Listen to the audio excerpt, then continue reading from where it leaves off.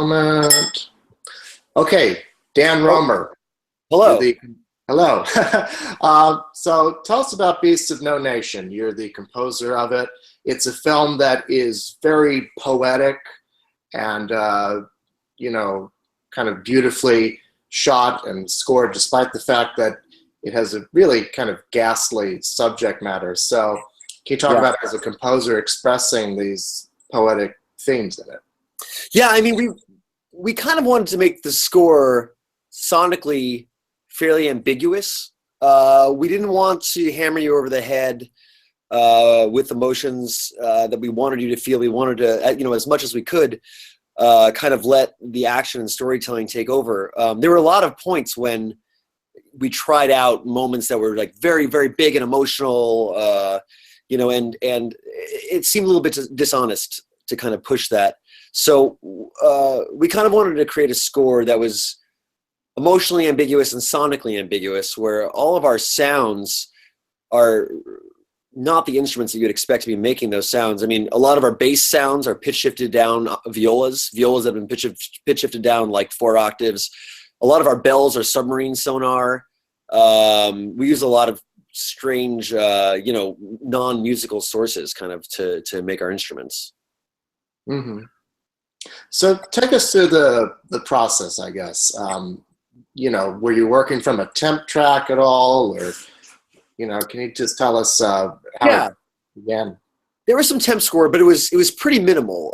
There was temp score over the whole film, pretty much where he wanted stuff. But all in all, he didn't put very big music. He put very, very like kind of slight ambiences over things. It was really more just to mark where there was going to be sound. He was very explicit. Like he said, I don't want these pieces of music. I want your take on everything. I want to know what you think is cool. So it was really more of just a marking system than anything. But yeah, I mean, it started out with, I just scored the entire film all the way through. And then he listened to it and we had a lot of conversations about how we wanted to change the score, what kind of moments we wanted to hone in on, what kind of sounds we wanted to hone in on. And it changed a lot during the process. It was a very like collaborative effort between the two of us, between me and Cary. Hmm. So what were some of your influences then, besides the temp track? I mean, were there any kind of previous scores or, things that kind of influenced you musically? Well, there's certain scores that are kind of unavoidable when you're talking. There's certain albums that are unavoidable when you're talking about ambient music. But like, ultimately, I mean, where a lot of the ideas came from was just kind of building these sounds and just seeing what kind of dimensions we could pull out of them. Eno is a huge influence for me in the ambient department. But most of my background is honestly from a much more traditional harmonic and melodic place, where I'm generally much more focused on chord progressions and melodies. And if you watch any of the other films I've scored, if you watch Beasts of the Southern Wild, or if you watch Tomorrow Disappear, there's a lot of melody and a lot of very diatonic harmony, not quite as much droning and timbre based stuff. Hmm. Right. And then, this film has a very complex sound mix, as most films do.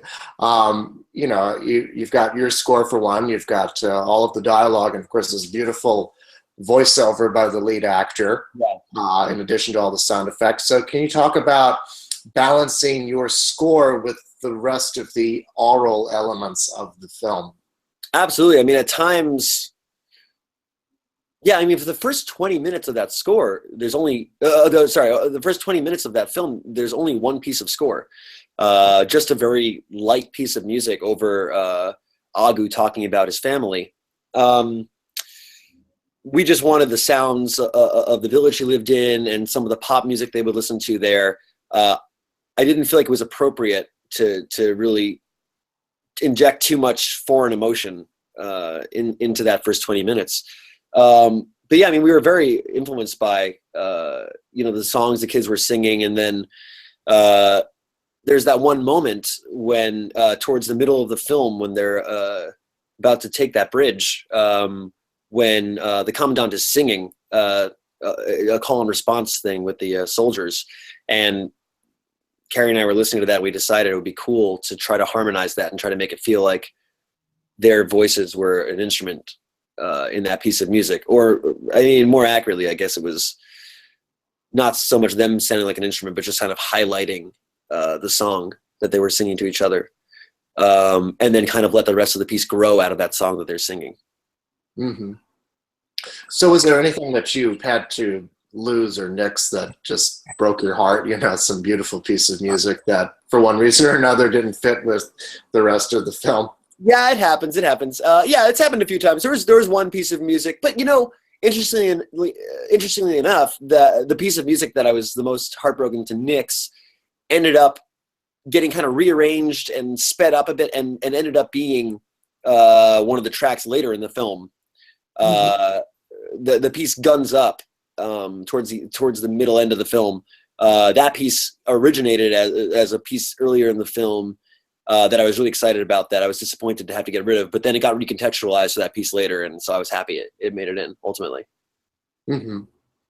You know, we spoke earlier about how this is a very poetic film, and there's a lot of beauty to it, but also a lot of grimness and violence. I just want to talk more about, you know, was it difficult balancing those two elements in the film that are so contrasting? Which two elements? The sound and the score? No, I mean the subject of the film, along with its visual aesthetic. You know, Yeah. the kind of poetic nature of it. I mean, I had a very difficult time. Mm-hmm. You know, I cried pretty much every day while scoring the film. There's always a moment that I would be working on music and I would just like kind of lose it and break down and put my head on the desk and cry. And Cary, the director, would walk in every once in a while and see that happening, and he would say to me, "You have to start therapy after this film is over. This is extreme." Right. Yeah. There's several really beautiful moments in the film. You know, speaking of that, I just want to talk about some more specific things. Yeah. Without giving too much of the movie away, there's a scene towards the end where someone dies, a young boy. Yeah. And there's this beautiful piece of music that plays over it. Can you talk a bit about that? Yeah. That piece of music is set up earlier in the film. At one point, said young person is comforting our main character, is comforting Agu. Oh God, I'm gonna cry. I'm gonna cry too thinking about it. So I mean, yeah, that music happens when that character is comforting Agu, and then you don't hear that music again until Agu finds out that he's dead, and he's been carrying him on his, you know, he's been helping him, and I'm nervous this is a spoiler, you know, but yeah, that piece of music is kind of signifying care that the boys have for each other, and so when you come back, I think it reminds you of that scene when it originally happened, when that boy was originally comforting Agu, and it's very difficult to think about now. Mm-hmm. No, I feel you. That's one of the beautiful things about the movie overall too, is that you know, the boy loses his family and then gets this surrogate family, surrogate brother in Stryker, surrogate father in the commandant. Mm-hmm. You know, were there any other moments in the movie where you tried to connect things like that musically? There's not really, you know, I feel like we didn't spend enough time with Agu's family to get enough music. There's one thing, is that Agu's mother, while she's doing dishes in the beginning of the film, sings the Ebo Taylor song Tuername. And then whenever you hear a woman's voice throughout the rest of the film, sometimes Agu will be walking and you'll hear this, like, you know, this voice floating up above his head, and that's a woman humming Tuername. So we wanted to make that connection, that when you heard that female voice and heard that song, you knew it was his mother. And even if you don't recognize it, even if it's too soft or too processed or, too different to really understand that it's the same thing, I think in your heart, you'll kind of think, oh, that sound of a woman singing somehow reminds me of his mother singing while she's doing dishes, whether you know it or not. Mm-hmm. Going back to this thing about, I guess, the contrast in the film between the imagery and the subject matter, there's several moments in the film where there is violence in it, and you expect a certain kind of score, but what's really interesting is that, for instance, in the scene where they're going through this house, it's kind of late in the movie, and it's surprising because the music is really kind of sparse and mournful in a way. Can you talk about that? When they get into the house? Yeah, the house where the mother is with her child and all the awful stuff that happens there, I mean, that entire section, almost everything happening is subsonic information. Mm-hmm. So what I wanted to do was just create, this happens a few times in the film when we just want to create a suspension of reality. It's just like, oh my God, what's happening? Just like having this very loud rumble that you can hardly even hear, but you can almost just feel.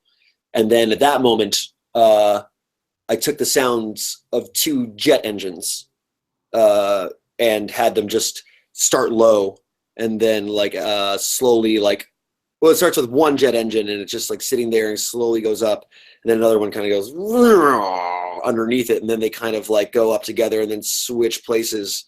And they're also very there's a lot of subsonic information in those sounds. I just wanted to create a feeling of, oh my God, is this really happening? Kind of, otherwise, besides, there's maybe 1 high sound just kind of droning just to keep a little bit of texture that'll link the whole thing together. That it won't all just feel like rising and falling oscillators. But yeah, that was maybe the hardest scene to work on. That was maybe the hardest scene to score, and that whole 7-minute sequence. Yeah, I mean, it's definitely one of the hardest to watch in the film. It really shows the price that this young boy has to pay. Yeah. The ending of the movie, the last shot, is really powerful, and especially the way that the music works underneath it. Can you talk a bit about that? Yeah, that went through quite a few revisions. We're trying to nail that exact right emotion. I mean, that's a moment where if you're too minor, if it gets too dark, it's going to leave a place where you're like, this is wrong. And if it feels too major, you're going to feel like a little bit cheated, maybe. You're not cheated, that's the wrong word. You're going to feel like you're leaving out all the darkness. Like where's the reality here? And there's no talking over that scene. It's all just sound design and music. So a lot of the emotions you're going to feel at the end are really up to the chord choices and the sound choices. And we worked really hard, and I think we found a pretty good balance of minor and major, where you felt good about what was happening, but you still felt like a pain in your chest about it. Mm-hmm. I mean, what are your thoughts when you watched the completed film? I mean, what was it like seeing it for the first time, all put together? It's an intense experience. I mean, I had watched.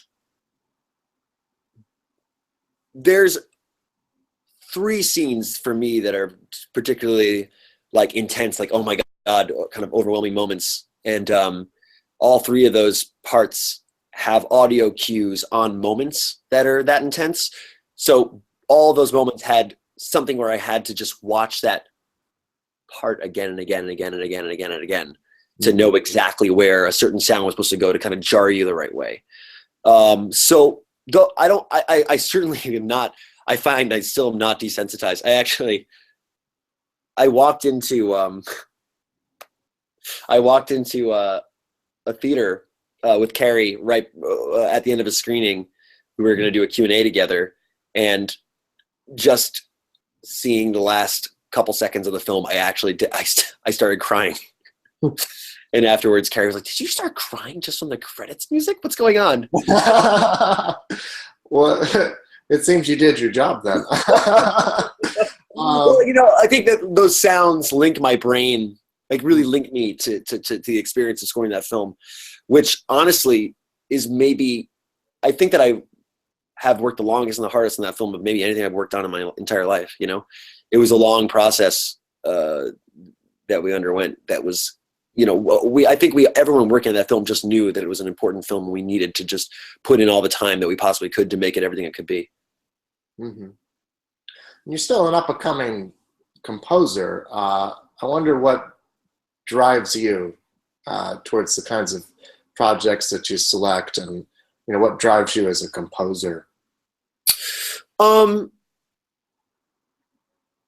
I think what really interests me is movies that have a lot of emotion in them.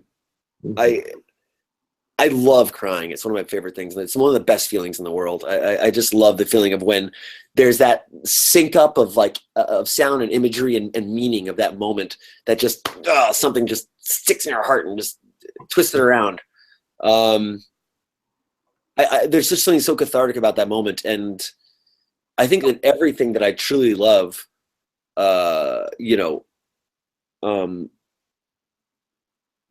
has sort of that kind of thing going on in it at some point. One of my favorite movies of all time is Harold and Maude. Mm-hmm. And that ending, I lose it every time. I can't watch that whole movie and watch the ending and not just break down. Same thing with this is actually a little, I don't know if this is embarrassing or not, but have you ever watched the music video for Kate Bush's This Woman's Work? Yes, I have, yeah. I will show that to when I'm writing. I do a fair amount of pop music writing still, mm-hmm. and pop music producing. And sometimes I'll be sitting, especially younger artists won't know Kate Bush's music at all. Mm-hmm.